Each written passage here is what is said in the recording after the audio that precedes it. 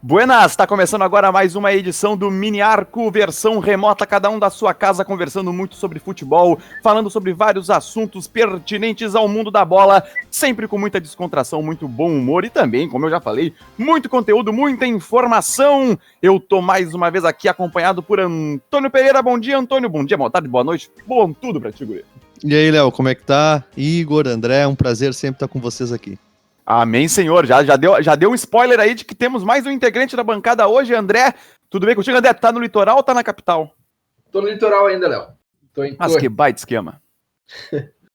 Bom dia, Léo. Bom dia, Antônio. Bom dia, Igor. Já que o Antônio deu o spoiler, eu também posso... Entregasse. Mas não, tudo bem. Ele já vai falar agora. Nós já estivemos aqui com a gente na nossa bancada o Léo Fagundes, que é um aluno atual da ETEC Padre Landel de Moura. E estamos hoje com Igor Velasquez, que já passou pela ETEC Padre Landel de Moura, já é formado. Igor, seja bem-vindo, uma satisfação estar falando contigo. Igor representando a bancada colorada do programa. Tudo bem, Igor? Opa, a satisfação é minha. Tu que é meu ídolo, né? Bom dia, Toninho. Opa. Bom dia, André. Bom dia aos ouvintes da Rádio Tec Educadora. Aê, guri! Feitoria, Igor Velasquez, que, como eu falei, assim como eu, Leonardo Pérez, como Antônio Pereira, como André Neves, fez o curso da ETEC Padre Landel de Moura, onde você tem formação e profissionalização de qualidade e com DRT. Venha para o curso técnico de rádio e TV. Ligue 3907-4612, 3907-4612, matrículas abertas. Também com aula à distância, que hoje é coisa espetacular, né? Só o que se faz agora é aula à distância. Hoje tá fresquinho aqui no Rio Grande do Sul também. Tá fresquinho, né, Antônio? Não tá muito frio, só fresquinho. Tá, não, eu tô com frio, cara. Eu tô de, como é que chama? Cirola, sabe? Polaina. O cuecão aquele. Eu tô assim, ó, larguei o quesito beleza aqui, só quero vencer o frio. Eu tô gelado, mas na rua tá bom. Tá um dia bonito, já fui na rua, tá bem quentinho, tá legal, ó. Que coisa boa. E o que vai ficar legal também é na semana que vem. Hoje é dia 14, nós estamos gravando dia 14 de julho, está sendo postado no dia 15. Previsão, já é confirmado, na verdade, a volta do Gauchão para a próxima semana, dia 23, uma quinta-feira, onde os jogos serão disputados. Vai ter Grenal também, vai ter Clássico Brapel. Ô, André, o Gauchão tá voltando, André. Tá voltando, Léo. Tá voltando e agora também... vai dividir calendário com o Brasileirão e com a Libertadores, que também estão voltando. Pois é, tá voltando. O Brasileirão ele vai voltar em agosto, correto? E a Libertadores em setembro, é isso? Em setembro. Pois então. Mas agora vamos começar. A gente vai falar muito sobre isso. A gente vai falar sobre futebol internacional também, a Champions League. Vamos falar do Fla-Flu. E também tiveram perguntas que foram feitas de saúde aí, para quem soltou aí o Corona. Mas a gente vai falar sobre muita coisa. Isso. A gente tá com um ex-coronado aqui também, o Igor já tá melhor. Igor, eu vou começar perguntando pra ti, cara. Tu, como eu já anunciei no início ali, como faz parte da bancada colorada, o Igor que já participou de programa da Jovem Pan, eu tive o prazer de participar junto com ele. Igor, o que tu espera aí da volta do Inter nessa retomada? Já um Grenal, tu tá gostando de ser um Grenal logo de cara? Tu acredita que o Inter tem boas chances de vitória, haja vista a última atuação no Grenal da Libertadores? Cara, assim, pra mim, o futebol da dupla hoje é uma incógnita, entendeu? Porque a gente não sabe como a dupla vai voltar. Eu espero, como torcedor, que o Inter volte com o futebol que ele estava apresentando quando se encerrou, né? O futebol que ele apresentou no Grenal da Libertadores. Aquele futebol aguerrido, que não se intimidou, né, com a torcida do Grêmio na arena e foi pra cima. Mas é esperar, né, cara? E é bom o Grenal já de arrancada, que assim a gente já retoma fortes emoções, né? Do futebol em quase 6 meses, ou 6 meses sem futebol, volta aquela emoção, né, por torcer ainda mais por um grande clássico Grenal. Esperamos Sim. aí, né, que retorne normalmente. Pois é, e Antônio, essa volta agora do Gauchão, ela vai ser concomitante com a volta do Paulista. O Carioca tá encerrando, os estaduais estão voltando. Ontem o Ceará, ontem, na verdade, o Ceará tava jogando o Campeonato Cearense às 9 da manhã, então o futebol tá começando a voltar. Precocemente? Cara, assim, ó, o futebol tá voltando em todo o mundo, de alguma forma, né? Cada um ao seu tempo. Na Europa a gente já vê o término dos campeonatos europeus. Aqui eu acho que talvez apressada tenha sido a retomada do campeonato carioca, tá? na minha opinião. Eu acho que da maneira que está sendo, eu não sei como é que a Conmebol vai fazer. Tá? Ontem eu assisti o programa Bem Amigos, eles falavam ali das medidas de segurança, dos protocolos todos para retomada da Libertadores. Não sei, porque são muitos países, é muito deslocamento, é viagem, é muito jogador, é difícil ter um controle maior sobre isso tudo, até porque às vezes as pessoas estão assintomáticas, né? O Grêmio mesmo agora teve 2 jogadores que testaram positivo e estavam assintomáticos.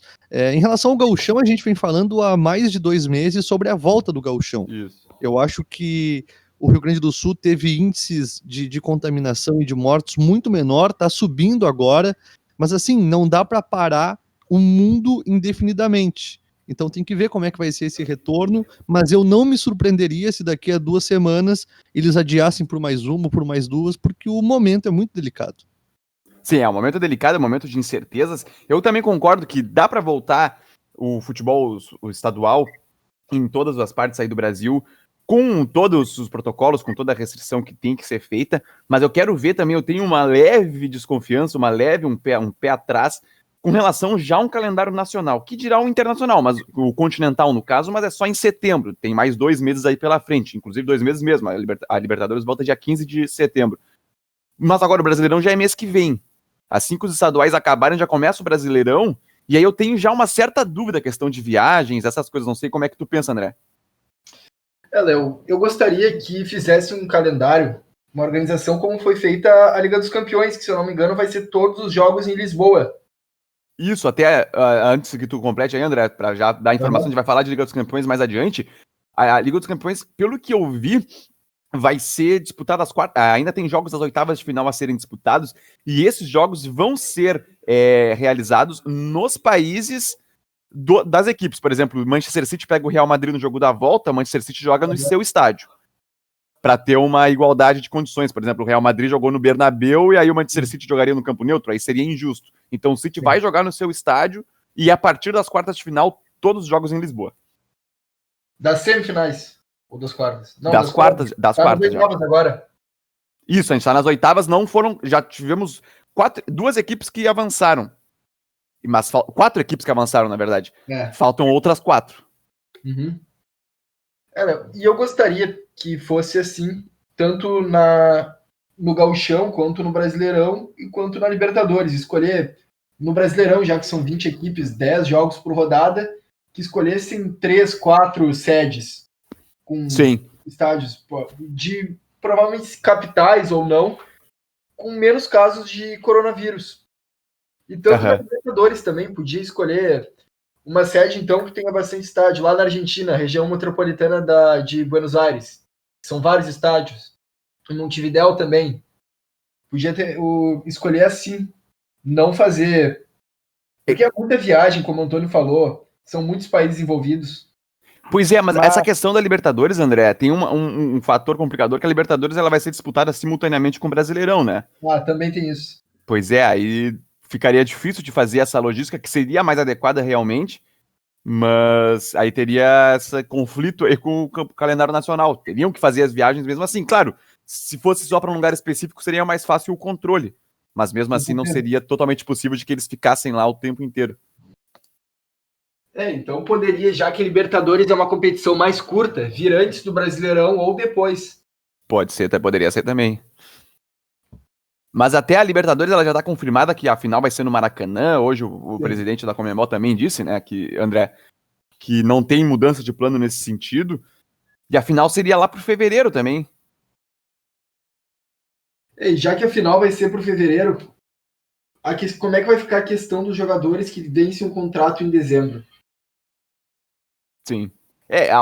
Os atuais agora, quando estão renovando o contrato ou sendo contratados, eles já estão estendendo o vínculo até fevereiro, a assinatura dos contratos, mas tem uma série de jogadores que teria que entrar em acordo para que fosse estendido aí pelo menos mais 2 meses. Será que seria tão complicado de fazer isso? Até o final de 2021, Léo, desculpa te interromper. Não, pode vir, Guri. Ou eles renovam até fevereiro ou renovam até o final de 2021. O que eu estava pensando aqui, André, será que eles não pensaram em fazer essa ideia que tu está falando, só que, porém, eles não fizeram pelo gasto, né, com viagens e logística? por tocar vários times para, digamos, para um estádio com menos, para um estado com menos casos de coronavírus? Pois é, mas a CBF e a Conmebol são duas entidades que têm muito poder financeiro. Eu acredito que essa economia não precisava ser feita, já que eles querem voltar para o futebol no meio de uma pandemia. E já que a gente está falando de vidas, né? Exatamente.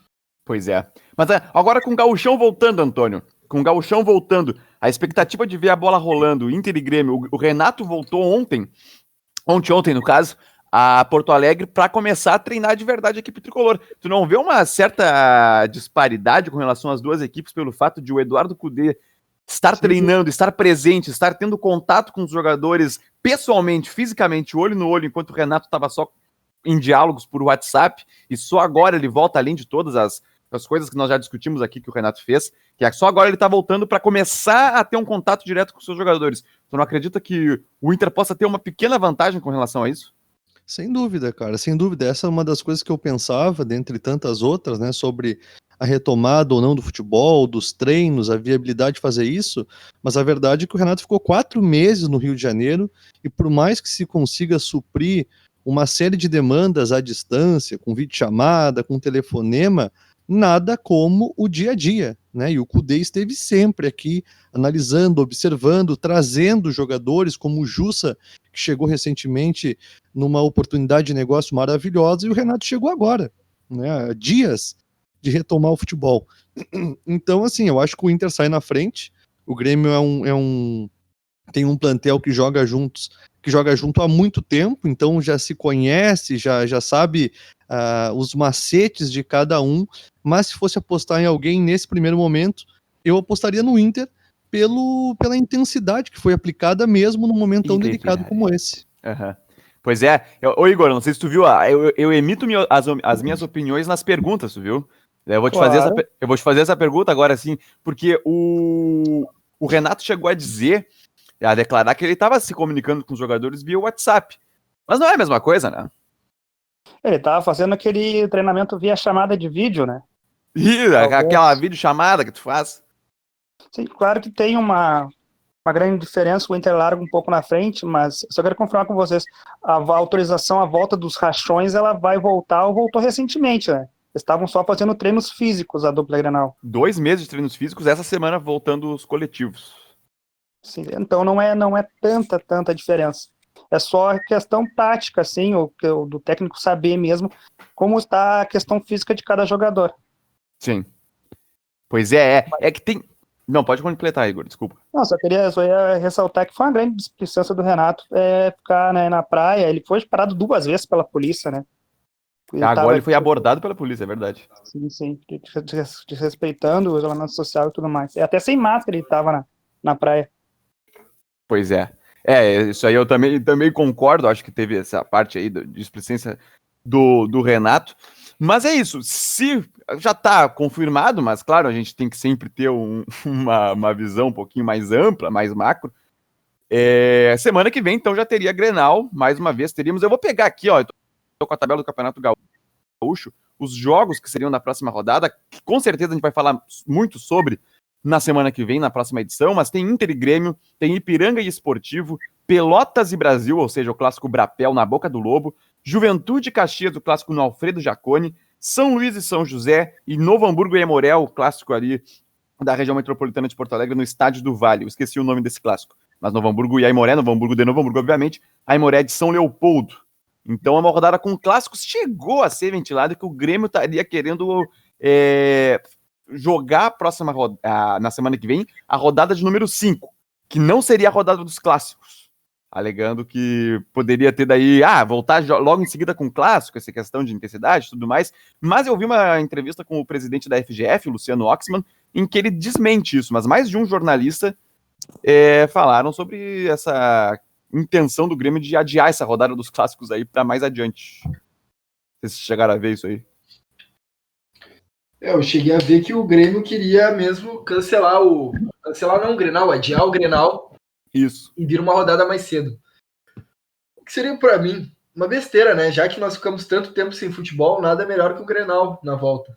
Eu não vejo muito sentido também. Não veria muito. seria um medo do Grêmio de perder o Clássico Grenal Olha aí, ó, Já- isso aí, Igor, eu quero já te ver na bancada colorada. e já voltar com uma possível crise dessa pandemia? Que loucura. O Igor, o pessoal aí que nos acusava aqui da Rádio Web Educadora que a gente só fazia transmissão do Grêmio nos jogos lá na arena, agora a gente já trouxe 2 convidados da parte colorada aqui pro programa, né? O Léo Fagundes anteriormente, agora o Igor, do Inter. Igor, eu quero saber de ti também com relação ao Inter, falar um pouquinho mais sobre o Colorado, que é o seguinte, a escalação do Inter, pra ti, por exemplo, passa por Bruno Fux ou Moledo? Qual seria a tua escolha? Eu queria que tu desse esse apanhadinho aí pra gente ter uma opinião também de torcedor sobre esses assuntos, mais a parte tática, que eu tô com saudade de falar bastante da parte tática também. Claro. Cara, é que tem uma diferença entre a minha escolha e é o que o Kudê vai colocar em campo, né? Porque o Fux, ele tem a confiança desde que voltou ao Inter, né, das seleções de base do Kudê. Já a minha escalação, o Moledo seria titular incontestável, entendeu? Sim. Mas eu acho que volta o padrão que vinha jogando da última vez, com Fux, Cuesta, acho que vai jogar o Saravia e o Moisés. Aí depois Moisés. joga o Musto, né? No lugar do Lindoso, porque o Musto ele tem a confiança do Kudê.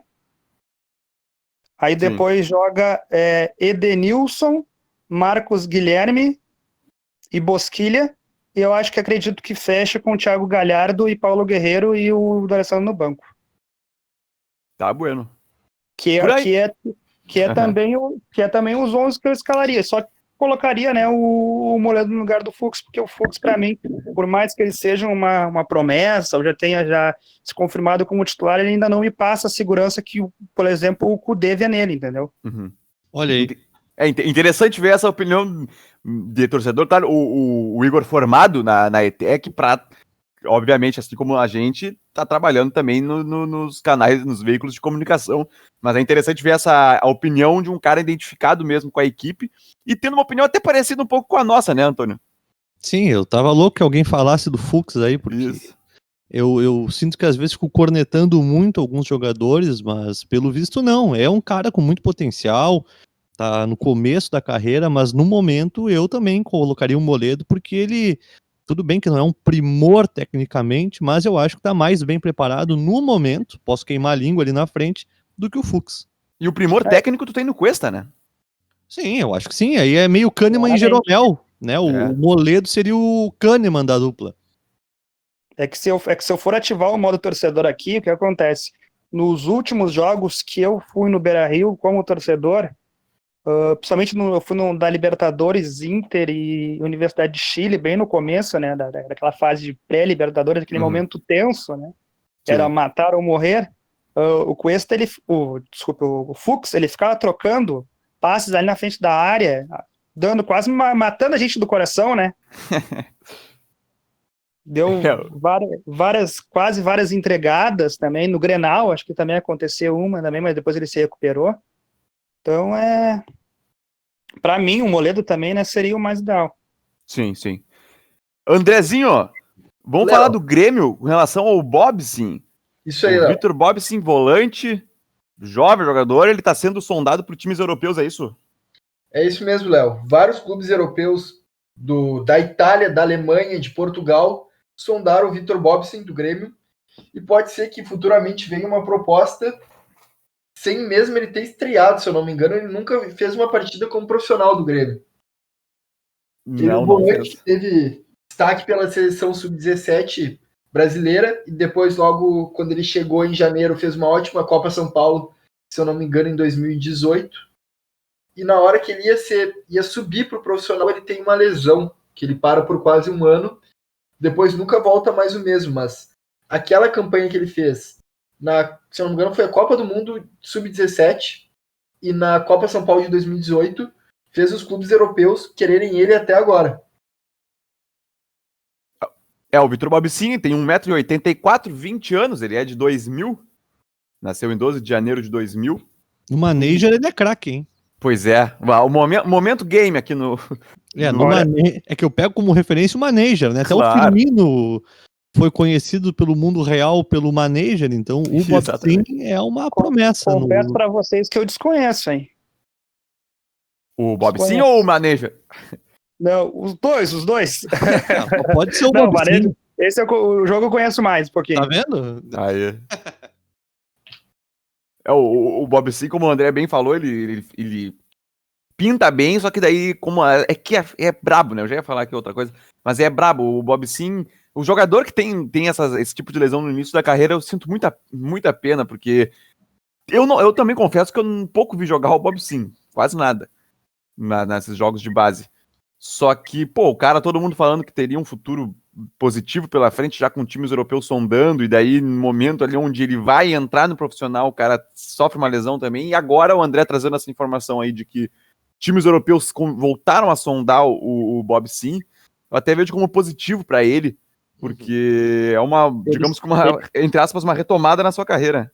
Ele seria o mesmo caso do TT, no caso, então? Eu acho que é um pouco diferente, sabe por quê? Porque como o Bob Sim é uma grande promessa e tal, mas essas lesões, e não foram poucas que o Bob Sim teve, dá um certo receio, talvez na direção gremista, do rendimento que ele vai alcançar. Então seja melhor vender agora antes que a verdade venha à tona, sabe? Vamos negociar. O TT não, o TT tava voando e o Grêmio negociou ele. Agora o Bob Sim é uma incerteza um pouco maior, se ele vai conseguir render aquilo que se esperava, talvez seja uma boa possibilidade de negócio aí. Eu, nesse caso, que sou um pouco contra vender os jogadores novos, eu não me oporia a essa decisão. Eu tô contigo, Antônio. Sabe o que eu faria se eu fosse diretor do Grêmio? Eu tentaria um empréstimo do Bobson para um clube europeu de grande liga, né? Sem passe fixado, para os clubes europeus entenderem quanto vale esse jogador, porque agora, já que é um jogador de 20 anos que nunca jogou pelo profissional, e o auge dele veio 3 anos atrás no Sul-Americano Sub-17 e na Copa do Mundo Sub-17, ele não... faz muito tempo que ninguém vê esse cara jogar, não sabe quanto é que é o rendimento dele, não sabe quanto é o valor. Possivelmente vai ser abaixo de quanto ele realmente vale, ou não. Mas tu veio bem, hein? Não, mas daí é o seguinte, cara, mas daí pode ser o seguinte, emprestando ele no caso, o Grêmio pode ver que é duas, né? Pode ter o lado bom e o lado ruim. O Grêmio pode ver que ele ainda joga a bola e talvez colocar ele no possível time principal, ou os clubes, né, europeus vê que ele não joga tanta bola assim e dá uma proposta menor, ou quem sabe nem querer comprar o jogador. Sim. Pois é, mas eu não acredito que ele vá por um valor acima de 3 milhões de euros, por exemplo, que é um valor aceitável para um jogador de 20 anos. Não tanto do potencial quanto ele, porque se for para vender como o Inter vendeu o Eric por apenas 4 milhões de reais, aí eu acho que não vale a pena, é melhor ficar com o jogador. Depende do negócio, né? 4 milhões de reais é absurdo pra mim. Eu acho que um negócio lucrativo pro Grêmio valeria a pena. Não sei quanto, né? Mas alguns euros envolvidos aí. Mas eu acredito que... Tu falou em 3 milhões, né, André, de euros. Eu acredito que seria isso, que no máximo que alguém possa pagar por ele, mesmo que ele tenha se destacado, mas foi há 3 anos atrás. Pois daria mais, quase 19 milhões de reais, se não mais. Eu mas eu acho pouco isso, ainda. Eu acho bem difícil que alguém pague esse valor. Eu também acho. Eu acho pouco. Se fosse uns 10 milhões, eu fechava na hora. Não, de euros? É. Não, pelo Bob não. Se confirmar esse valor, acredito que o Grêmio venda, hein? Porque o Grêmio não vai arriscar, quem sabe, depois não pegar esse valor e o jogador, quem sabe, acabar num time de menor expressão e acabar não ganhando dinheiro nenhum, né? Aí que tá, 18 milhões de reais, ou 19 milhões ali, que seriam os 13 de euros, eu já venderia. Eu também. Eu não. É uma grana. Eu acredito que seja uma grana, ainda mais para um jogador que já foi bichado aí, eu venderia. Não, tudo bem, mas é que eu acho que assim, como ele é um jogador a se testar, porque a gente pode levar em consideração que foi feito na base, um jogador que jogou na seleção, mas como ele só tem esse rótulo de promessa, dá para especular um valor um pouco maior, sabe? Jogou nas seleções e tal, tá lesionado, mas tá treinando, não sei, eu tentaria um pouco mais, mas eu acredito que seja difícil mesmo. Eu acredito que para valer um pouco mais, teria que ir na jogatina ali do André, de emprestar e daí apostar. O problema é que daí, se chega lá e ele não corresponde, porque uma liga que muitos jogadores vão é a liga portuguesa, para jogar no Portimonense da vida, no Famalicão, Tondela, Vitória de Setúbal, temos aí. Grande liga. Isso, o Tondela já me ferrou numas apostas aí, mas vamos lá. Então, essas ligas aí são mais tranquilas de jogar também, mas o problema é que a visibilidade não é tão grande lá, por mais que tenha realmente. Então, talvez, mas seria o ideal, poderia ser, para valer mais que 18 milhões, mais que 20 milhões de reais, vamos botar assim, acho que só na ideia do André. E mesmo assim, se o jogador não der certo na Europa, ele ainda pode voltar para o Grêmio, ou se o Grêmio não emprestar ele, isso é uma opção pelo banco de reservas, né? Tanto que a categoria de base, quando ele sobe para o profissional, não que o jogador vai ser titular e vai ser uma grande venda, mas também ele pode ser uma opção mais barata do que tu contratar um jogador que venha do Fortaleza, do Ceará, da Ponte Preta, gastando alguns milhões. Tu já economiza dinheiro.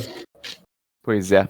Mas eu só não sei, desculpa, Léo, eu só não sei, porque, por exemplo, embora eu veja um potencial, um jogador em potencial no Bob Sim, eu não sei o estilo de jogo dele, até que ponto ele encaixa com o Grêmio de agora, que é um time de troca de passe, né? A gente pode até criticar, e eu faço essa crítica na maioria dos jogos que a gente faz, que o Grêmio tem se tornado um time previsível, talvez um jogador diferente ajude nisso, é um toque de passe lento, uma transição demorada, mas o Bob Sim, embora tenha qualidade técnica, eu não vejo ele como um passador, como foi o Arthur, como é o Matheus Henrique, sem comparar diretamente esses jogadores. Eu não vejo que ele tem essa característica principal, sabe? Eu acredito que nem de longe ele chega perto aí dos... Nem de longe ele chega perto, é bom, mas ele não chega muito perto desses jogadores aí que tu citou, não. Não é a característica dele, é um jogador de mais de primeiro homem de meio campo. Assim como tem outro jogador do Grêmio surgindo mais novo agora, é o Diogo Rosa. Diego Rosa. Esse sim. Esse me agrada. Isso, é que aí que tá. Como eu falei, eu não acompanhei muito o Bob Sim, mas o Diogo Rosa, sim. Já ouvi falar que é craque esse já também. Esse eu já conheço um pouco mais. Olha aí, ó. Fizemos já o xabá dele aí. O Diego Rosa, ele fala por si só, né? Tanto que nas competições de base, tudo bem que agora o Bob Sim estava lesionado, não jogou a Copa São Paulo, acho que teria idade para jogar. Mas o Diego Rosa, ele se destaca com a idade bem abaixo do limite da categoria, né? Tanto ele quanto o Praxedes no lado do Inter, dois jogadores de 17 anos, foram os principais meios de campos do Inter e do Grêmio. E outro também do Grêmio que promete muito, que é uma função mais acima, o Pedro Lucas também, que foi muito bem na seleção sub-17, na Copa do Mundo. Ele não foi tão bem assim na Copa São Paulo, não chegou a ir mal, mas ele ganhou a camisa 10 do Grêmio e não correspondeu tanto, porque ele jogou com jogadores 2 anos mais velho que ele. E tem o Elias, né? O Elias, ponta esquerda. Isso. Esse foi muito bem também nessa Copa São Paulo. A que foi decidida pela dupla Grenal. O Elias me lembra o Yuri Mamute, não lembra? Grande Yuri Mamute. Esse aí eu achei que ia ser craque. Me enganou. Nossa senhora.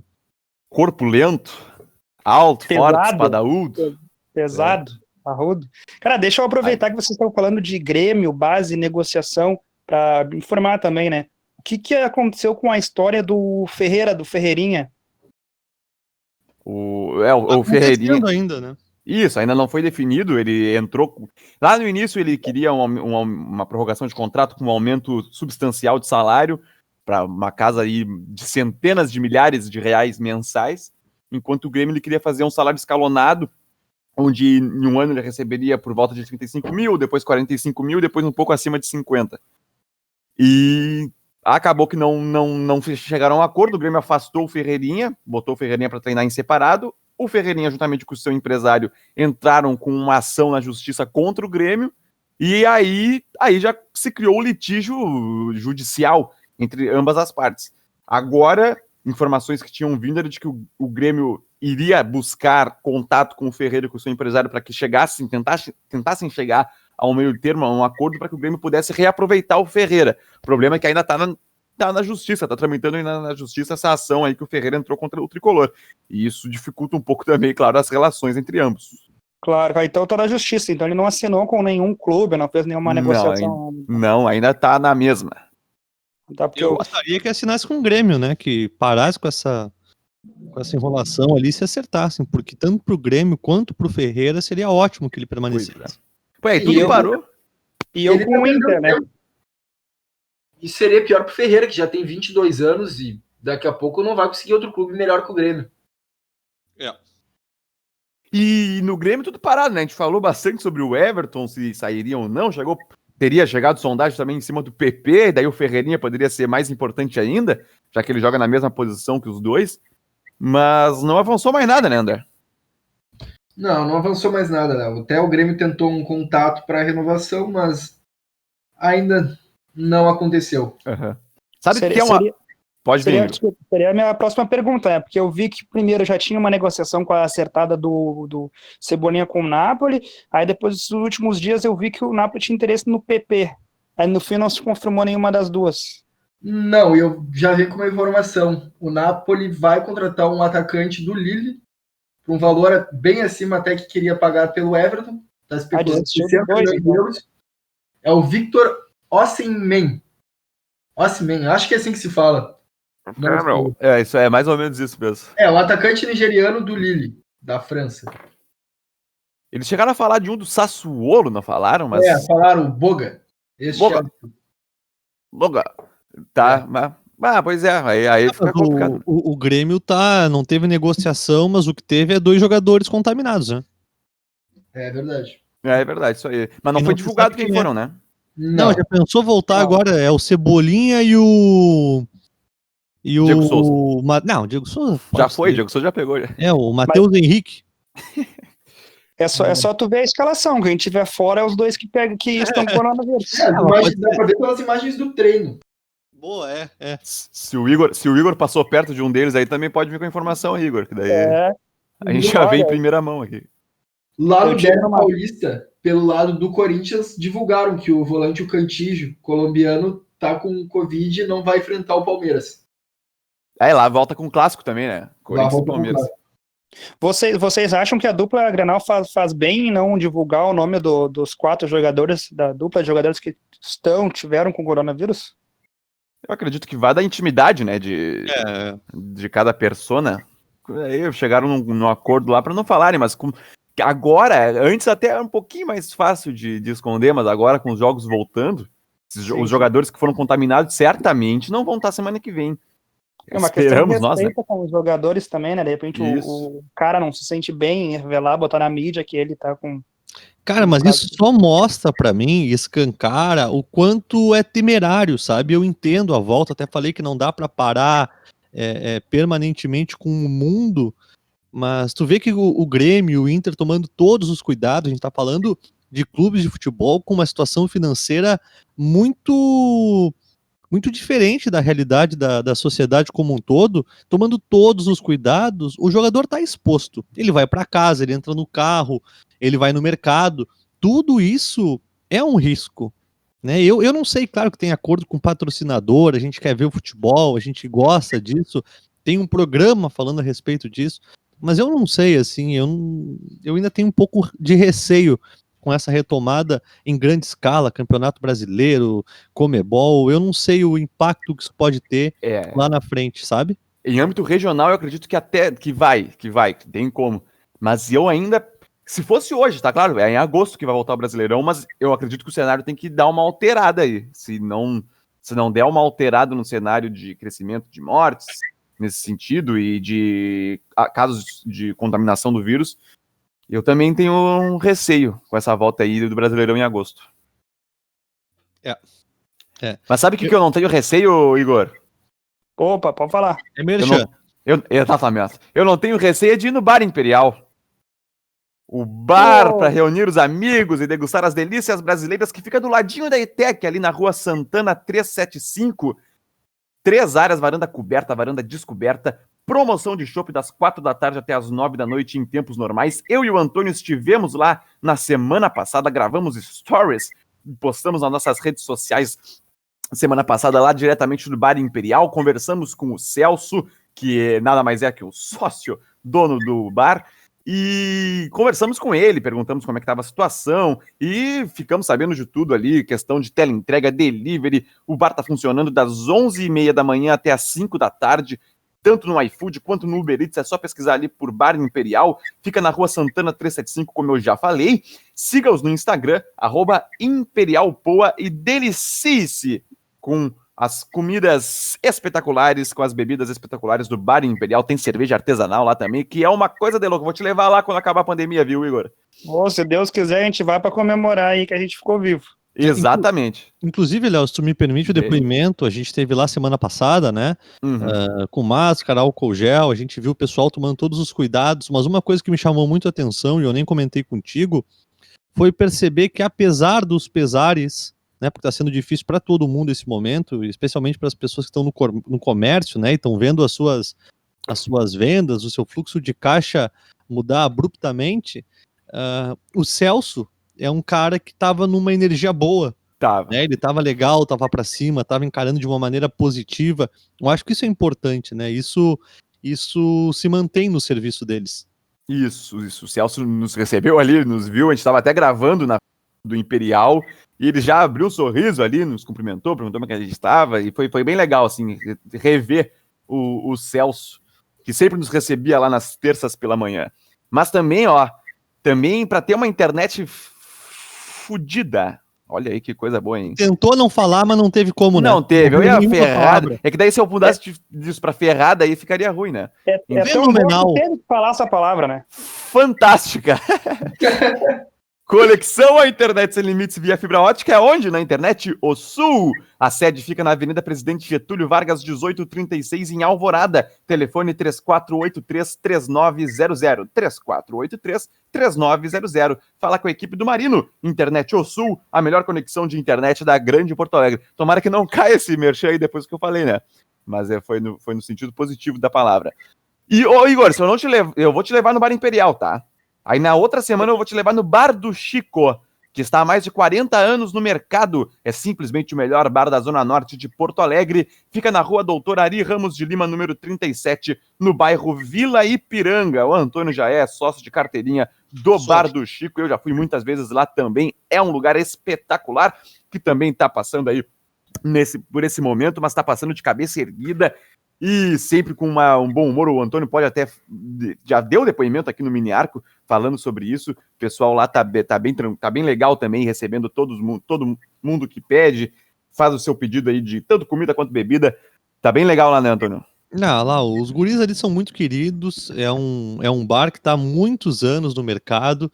Eles compraram esse bar do Chico, né, que era o senhorzinho que era dono do estabelecimento. E eles têm uma energia muito boa, né, cara? Estão sempre pra cima, são receptivos, é um ambiente que tu te sente em casa, assim, é como tá comendo em casa, só aqui na rua. Sim. Claro que agora tem todas as restrições, eles não estão servindo nenhuma refeição ali, é delivery, aquele pegue leve, mas o astral deles, assim como no Imperial, segue sendo bem bacana.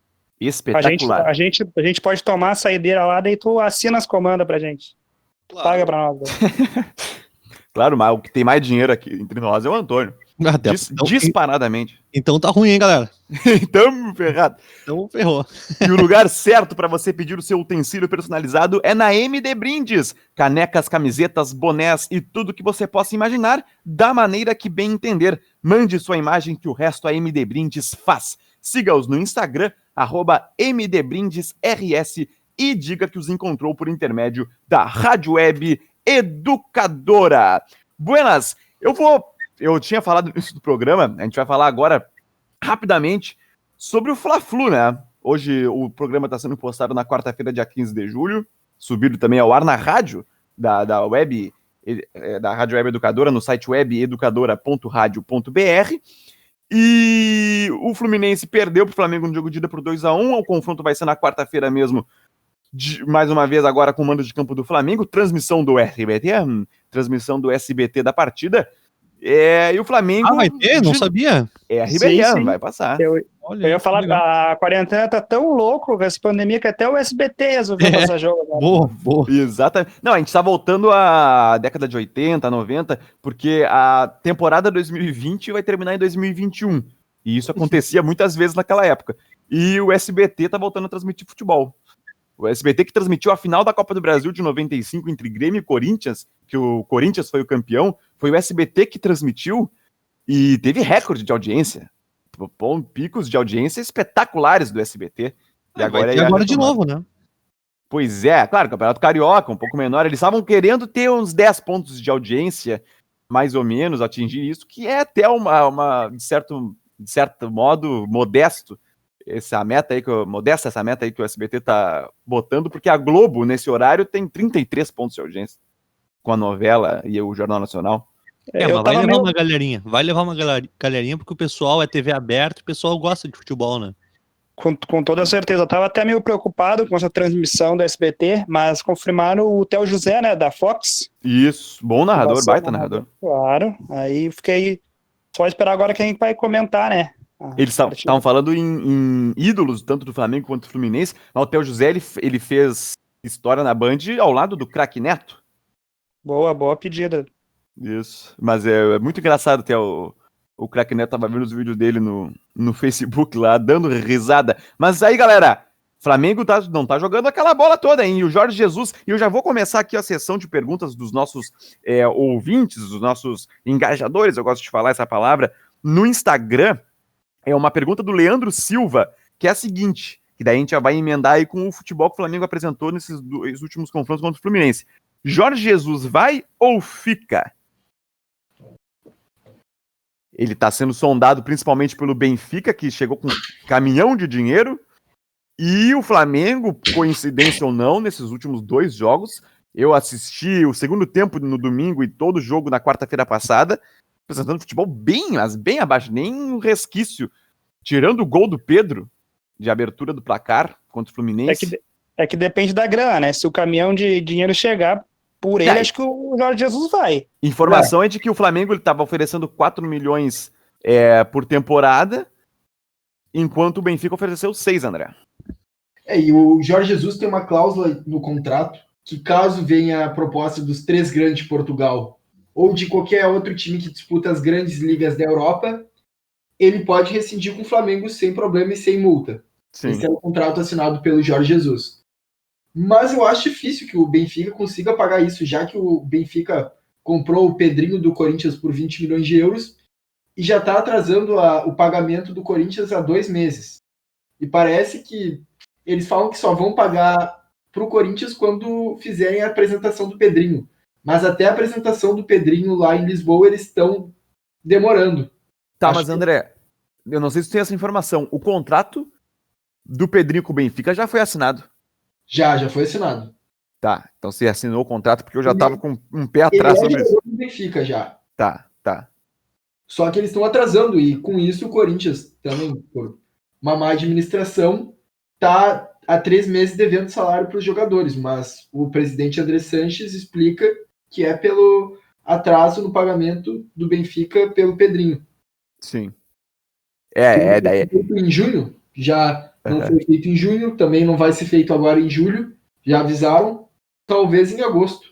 Outro fator que também poderia pender para a ida do Jorge Jesus é o seguinte: o Flamengo assinou um contrato de 1 ano novamente com o Jorge Jesus, até maio de 2021, enquanto o Benfica estaria querendo assinar um contrato de 5 anos com o Jorge Jesus, ou seja, ele teria 30 milhões de reais garantidos.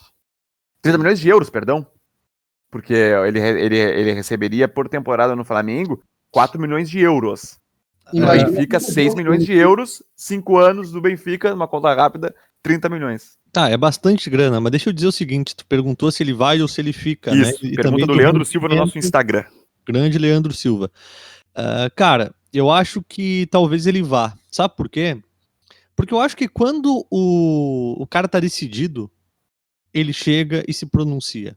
É muito simples ele chamar uma coletiva de imprensa e falar: olha, estou vindo aqui para esclarecer que vou ficar, fim de papo. Ele não fez isso em momento algum, né? E eu não sei até que ponto essa indefinição ali nos bastidores, internamente, não está afetando o rendimento dos jogadores. Porque, claro, o Flamengo jogou abaixo, mas por que jogou abaixo? Mérito do Fluminense. O Odair é um cara que já enfrentou esse Flamengo do Jesus algumas vezes, antes com o Internacional e agora com o Fluminense. Então, tem méritos, muitos méritos do Odair. Mas é visível que o Odair marcou um time e enfrentou um time que não jogou aquilo que se espera dele. E aí a minha discussão, a minha reflexão é nos porquês disso tudo. Eu não estranharia se no final do Campeonato Carioca o Jesus fosse, porque até agora a gente não viu nenhum pronunciamento dele falando sim, eu vou ficar. Talvez internamente isso esteja afetando os jogadores. Duas coisas até, antes de passar a bola pro Igor. A parte anímica, principalmente do Gabigol, que o Gabigol ele sempre foi muito explosivo e gesticulava e fazia. O Gabigol ele foi expulso até por uma demora numa substituição, já nos acréscimos. Ele não joga a partida de volta contra o Fluminense. Só que ele tá bem mais para baixo, eu achei. E o próprio Jorge Jesus também eu notei que ele não tava daquele jeito elétrico que ele sempre tem.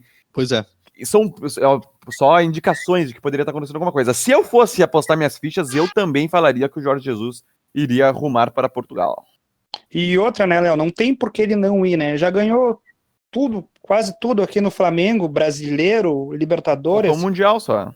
Por um triz ali que perdeu o Mundial, então não tem por que não ir para Portugal ganhar mais dinheiro, né? Outro fator, a família dele também tá em Portugal, tem mais amigos lá, e o Jorge Jesus já tem 65 anos, se não me engano, por aí. Então, sei lá, eu apostaria que ele iria pro Benfica, sim. Eu não sei vocês agora falando um pouco mais do Flamengo, que me acontece que o Flamengo ele parece uma confusão, porque pegando o Inter de exemplo, tu sabe que fazendo chuva, fazendo sol, o Guerreiro estaria no ataque.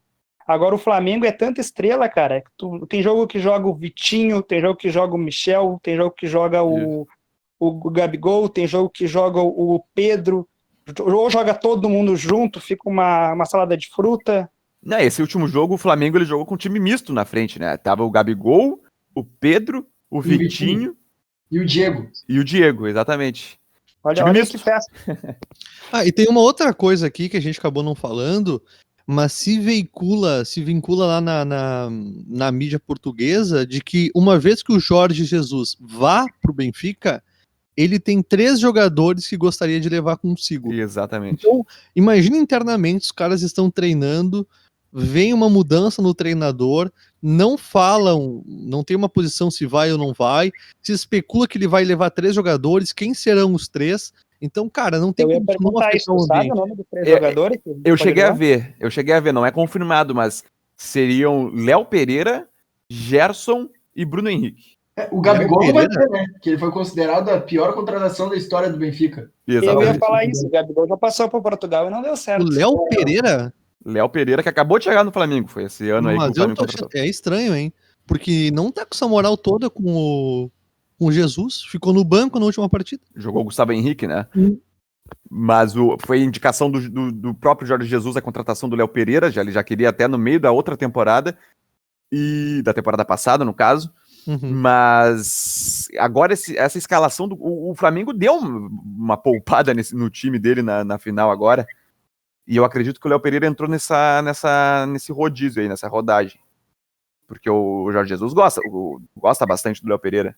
Eu não sei, eu achei que ele tinha saído por questões técnicas, porque no último jogo, é claro, o Flamengo tem um elenco absurdo, mas ele ficou abaixo. Eu observei o Léo Pereira, é um cara que eu acompanho há mais tempo, desde as seleções de base, eu acho um bom jogador, bem técnico, rápido, se posiciona bem, mas ele ficou abaixo, bem abaixo do restante do time na última partida, não essa agora, né? Na final da taça.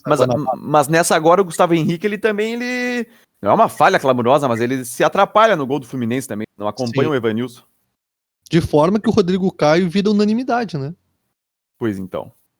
Mas eu vou dizer que é mais zagueiro, Léo Pereira ou Gustavo Henrique? Eu particularmente prefiro Gustavo Henrique. Eu fecho contigo. Então eu vou no Léo Pereira, apesar dos pesares. Eu vou de Léo Pereira também.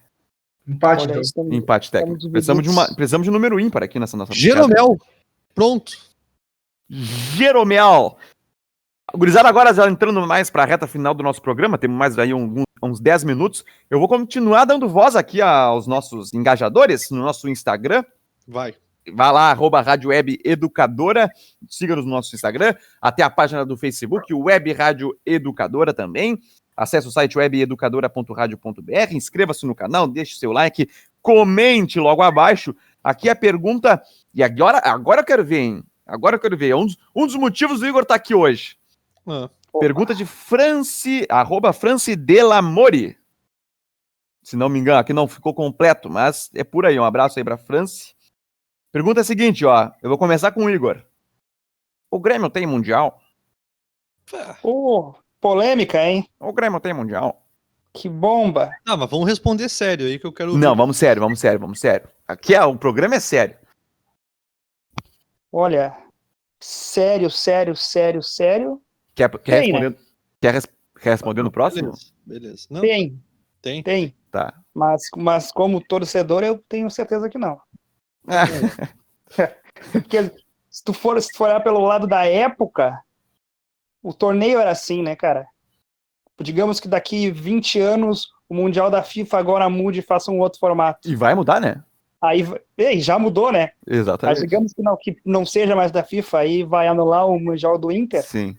Mas se for pensar pelo lado de torcedor, o mundo não tem só desse continente, né, cara? E lado da geografia também.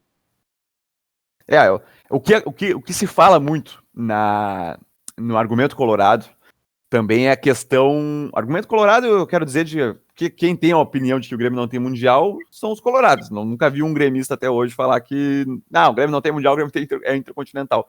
Mas em painéis lá fora, em times como o Milan, por exemplo, eles mostram e explanam que o Milan, vou pegar o Milan de exemplo, o Milan tem um número X de Mundial, um Mundial, que é em 2007 contra o Boca, e o resto é intercontinental. Ou seja, lá o Milan faz essa distinção, por exemplo. O que eu considero é que o torneio mais importante da época era esse, obviamente. E o Grêmio ganhou. Quando acaba o jogo, do Grêmio e Hamburgo, o letreiro era campeão do mundo. Porque esse era o campeonato, era o campeonato do mundo. Onde os dois principais times, um de cada continente, os principais continentes do mundo da bola, se enfrentavam. O que eu considero, e não diminui o título do Grêmio, é que o nome do campeonato era Copa Intercontinental. Então o Grêmio é campeão da Copa Intercontinental. Não. Mas é campeão mundial. É essa a questão.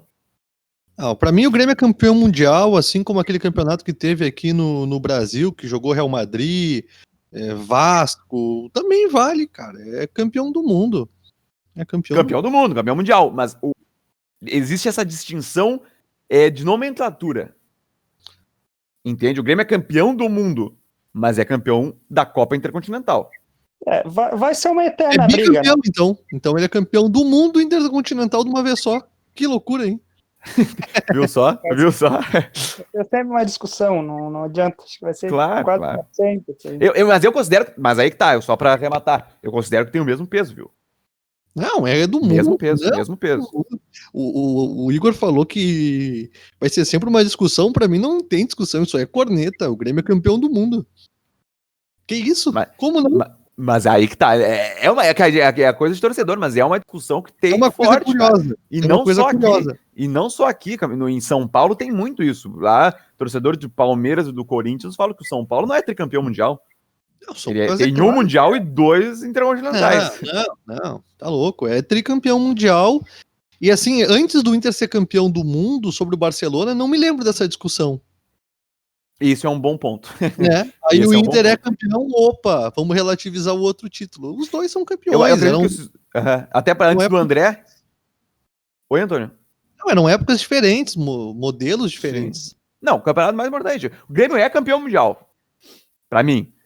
E acho que é até consenso, a FIFA já reconheceu isso também. Mas essa questão que o Igor trouxe também, se mudar, digamos que a FIFA pare de administrar de novo, aí vai ser parado de considerar esse Mundial do Inter, por exemplo. Então, pra mim, o Grêmio sim tem Mundial. Não, na verdade, isso. Deixa eu só levantar aqui que a gente tá falando de Mundial, né, dos Mundiais antigos. Cara, até pedir desculpa pela minha ignorância, o que é aquele Mundial do Corinthians de 2000 que as torcedoras, principalmente de São Paulo, não aceitam, cara? O Corinthians, ele não era o clube campeão brasileiro convidado da época? É uma confusão aquele Mundial.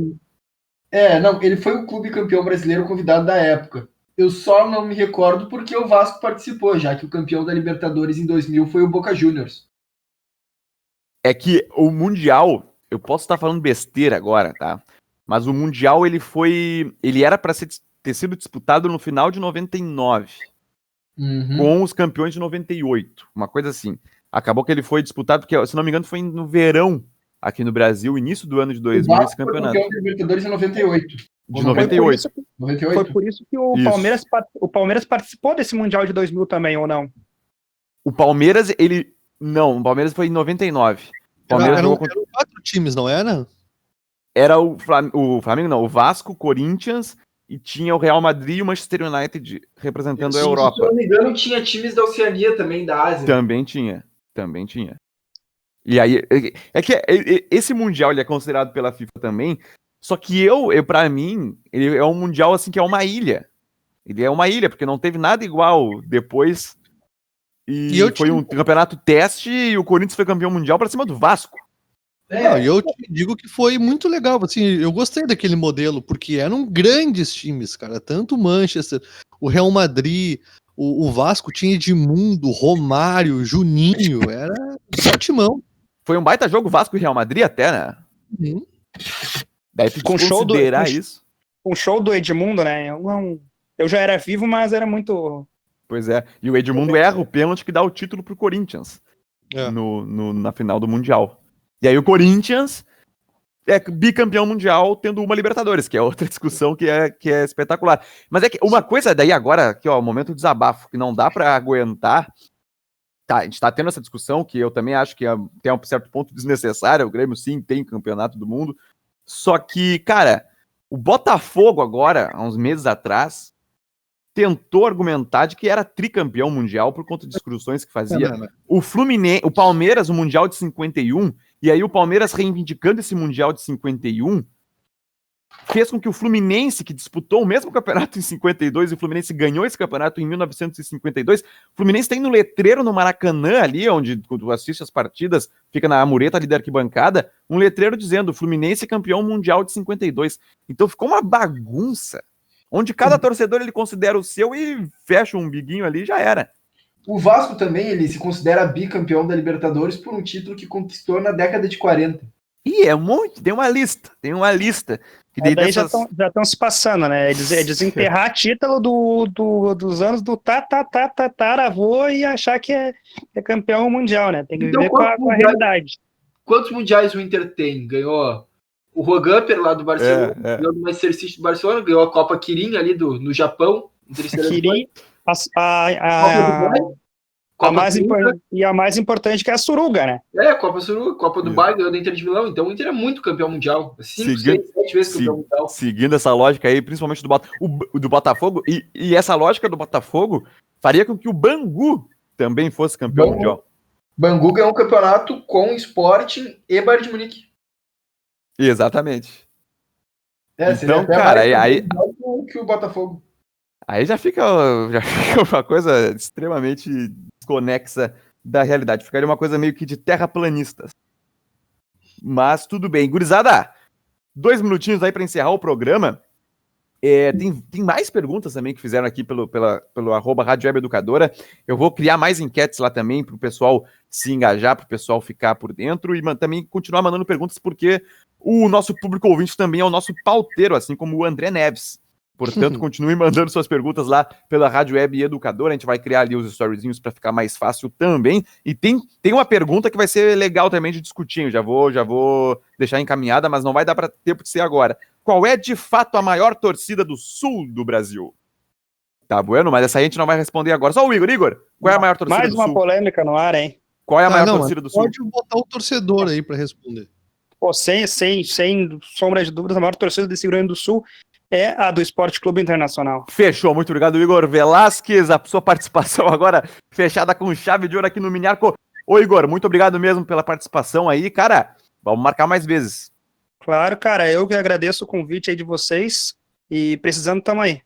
Feitoria, muito obrigado, irmão, valeu mesmo. Antônio, forte abraço. Valeu, gurizada, muito obrigado, até semana que vem. Feitoria, André. Feito, Léo, um abração. E você que está nos ouvindo, é só acessar ali a descrição do vídeo, você está nos ouvindo pelo YouTube, a descrição do vídeo com todos os links dos nossos apoiadores, a ETEC Padre Landel de Moura, que é o curso onde o Igor fez, e nós outros 3 também, eu, Antônio e o André também fizemos, e podemos assim trabalhar nos veículos de comunicação de todo o Brasil. Você pode acessar ali também o Bar Imperial, o Bar do Chico, a conexão à internet sem limites da Internet ao Sul, a AMD Brindes, portanto é só entrar ali na descrição do vídeo. Você que está nos ouvindo pelo site também tem aí o acesso aos nossos apoiadores que acreditam na gente e nós acreditamos muito, muito, muito que essa parceria vai ser longeva por demais. Então nós estamos ficando por aqui. Até a próxima edição do Mini Arco. Tem Caixa Preta também na nossa programação. Muita música. Tchau!